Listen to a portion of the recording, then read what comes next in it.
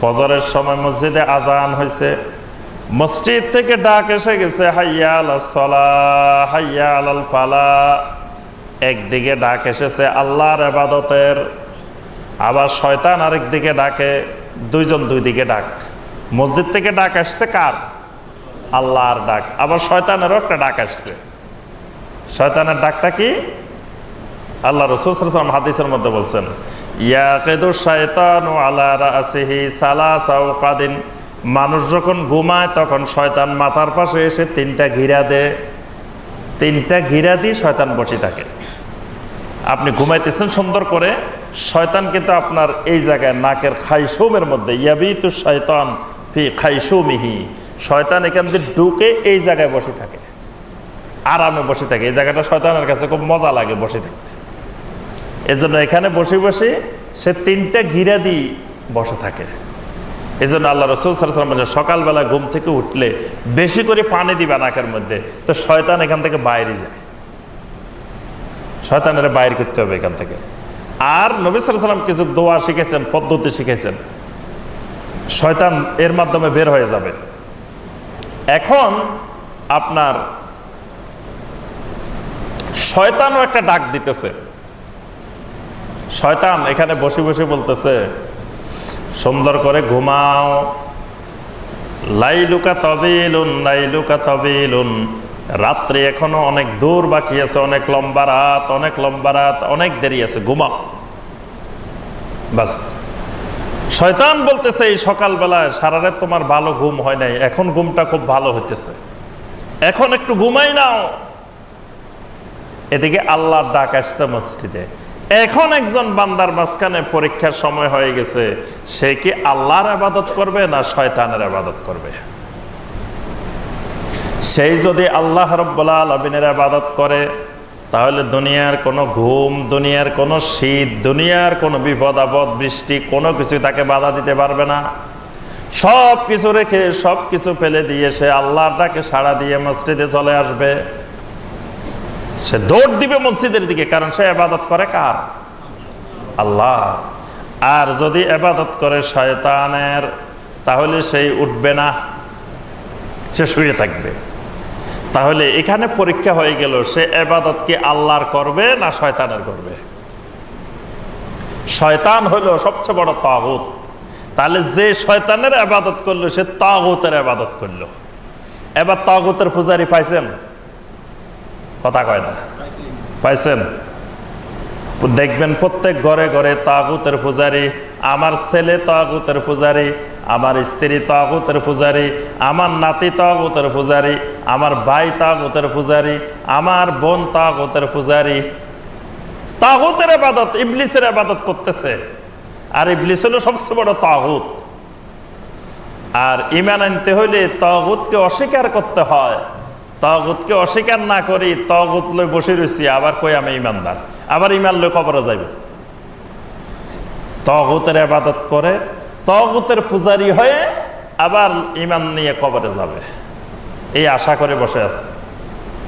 আমার ভাইয়েরা এবং বোনেরা, এই জন্য খেয়াল রাখতে হবে, ইবলিস হলো এক নম্বর তাগুত। ইবলিসের তরিকার, ইবলিসের পদ্ধতির অনুসরণ করাটাই হলো তাগুতের ইবাদত, তাগুতের পূজারি। দুই নম্বর তাগুত চিনার পদ্ধতি, মান উবিদা মিন দুনিল্লাহি ওয়া হুয়া রাদিন। আল্লাহ ছাড়া যার ইবাদত করা হয় কিন্তু সে রাজি থাকে, সে খুশি। আল্লাহ ছাড়া যার ইবাদত করা হচ্ছে, যার ইবাদত করা হচ্ছে সে খুশি। আল্লাহ ছাড়া অন্যের ইবাদত দুই রকমে করা হয়। একটা হলো আল্লাহ ছাড়া আরেক মাখলুকের ইবাদত করা হচ্ছে কিন্তু সে খুশি না। আরেকটা হচ্ছে তার ইবাদত করা হচ্ছে, সে খুশি। যে খুশি থাকে এই হলো তাগুত, যে খুশি না হে তাগুত না। যেমন আল্লাহ ছাড়া অনেকের ইবাদত করা হয়, তারা কিন্তু এটাতে রাজি না। যেমন ঈসা আলাইহিস সালামের ইবাদত করে দুনিয়ার কোটি কোটি খ্রিস্টান।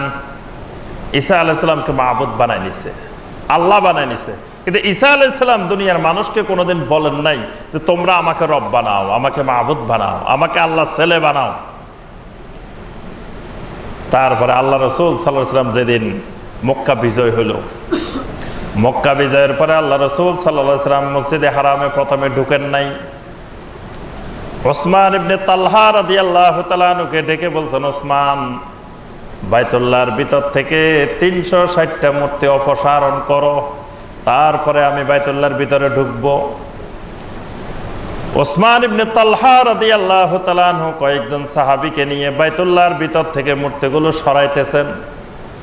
আল্লাহ রাসূল সাল্লাল্লাহু আলাইহি ওয়াসাল্লাম হাতের মধ্যে একটা লাঠি নিয়ে পাগড়ি পরিহিত অবস্থায় বাইতুল্লাহর দিকে গেলেন। মূর্তি সরানো হচ্ছে, আল্লাহ রাসূল সাল্লাল্লাহু আলাইহি ওয়াসাল্লাম বাহিরে লাঠি নিয়ে দাঁড়ান। আল্লাহ রাসূল সাল্লাল্লাহু আলাইহি ওয়াসাল্লাম দেখলেন ইব্রাহিম আলাইহিস সালামের মূর্তি, ইসমাঈল আলাইহিস সালামের মূর্তি, ওই 360টার মধ্যে ইব্রাহিম ইসমাঈল আলাইহিস সালামের মূর্তিও আছে, এবং দুইজনের হাতে ভাগ্য নির্ধারণী তীর, আজলাম, ভাগ্য নির্ধারণী তীরও আছে ইব্রাহিম আলাইহিস সালামের হাতে, ইসমাঈল আলাইহিস সালামের হাতে। আল্লাহ রাসূল সাল্লাল্লাহু আলাইহি ওয়াসাল্লাম বললেন, দেখো, এই ইব্রাহিম, এই ইসমাঈল আলাইহিস সালাম দুনিয়াতে এসেছিলেন দুনিয়া থেকে শিরককে উৎখাত করার জন্য, মূর্তিকে উৎখাত করার জন্য, এই ভাগ্য নির্ধারণী তীর উৎখাত করার জন্য। অথচ ইব্রাহিম আর ইসমাঈলকে মূর্তি বানাইছে, স্বয়ং তাদেরই মূর্তি বানায় রেখেছে, তাদের হাতে ওই তীর বানায় রেখেছে।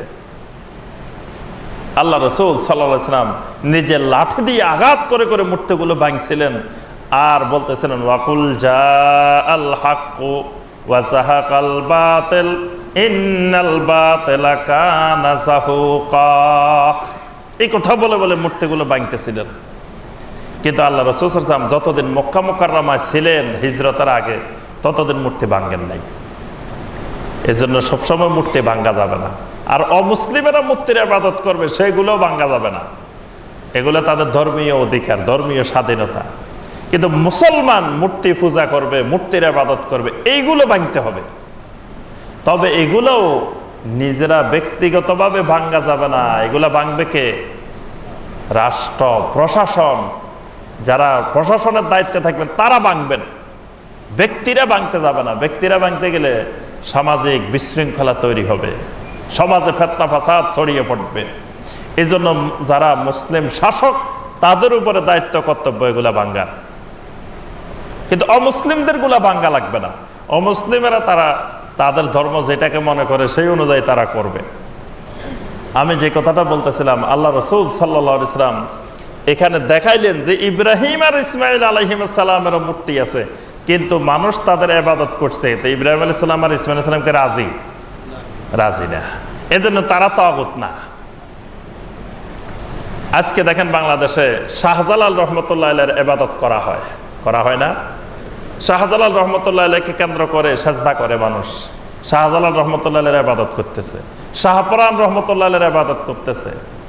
এরকম কত আল্লাহর ওলির ইবাদত করতেছে, আল্লাহর ওলিদের নামে মান্নত করতেছে, ইবাদত করতেছে। আল্লাহর ওলিদের জন্য গরু ছাগল নিয়ে রওনা দিছে, আল্লাহর ওলিদের নামে জবাই করতেছে, আল্লাহর ওলিদের নামে এরকম কত কিছু করতেছে। অথচ ওনারা যদি জীবিত থাকতেন, ওনারা যদি দেখতেন এই শিরক চলতেছে তাদেরকে কেন্দ্র করে, ওনারা সবগুলাকে পিটাই মারি সেখান থেকে দৌড়াই দিতেন। কারণ ওনারা সারা জীবন কাজ করেছেন শিরক উৎখাত করার জন্য, জমিন থেকে শিরক দূর করার জন্য তারা সারা জিন্দেগি কাজ করছেন। অথচ তাদেরকে শিরকের কবলে ফেলাইছে। তাহলে তাদের ইবাদত করা হচ্ছে, তারা কিন্তু তাগুত না, কারণ তারা এই ইবাদতে রাজি না। কিন্তু আবার দেখবেন কিছু লোক সুন্দর করে বসে আছে বিশাল চেয়ারে, সামনে গদি, পা রাখার জন্য স্টেজ বানাইছে, পা রাখার জায়গা বানাইছে, লোকজন এসে সেজদা করতেছে, হে বসে আছে এইভাবে, সে রাজি, সে খুশি। এই লোক তাগুত, কারণ সে চায় যে মানুষ তার ইবাদত করুক। মানুষ নজর নেয়াজ নিয়ে আসতেছে, আরো বিজ্ঞাপন দিতেছে, আপনার নজর নেয়াজ যা আছে সব নিয়ে আপনি চলে আসেন, আপনার কি দরকার সব কিছু সমাধান আমরা দিতেছি। তাগুতের দিকে ডাকতেছে না, আমরা তাদেরকে আল্লাহর ওলি মনে করতেছি। তাহলে 2 নম্বর সূত্র হলো তাগুত চিনার, যে যাকে আল্লাহ ছাড়া যার ইবাদত করা হয় সে ওই ইবাদতে সন্তুষ্ট থাকে।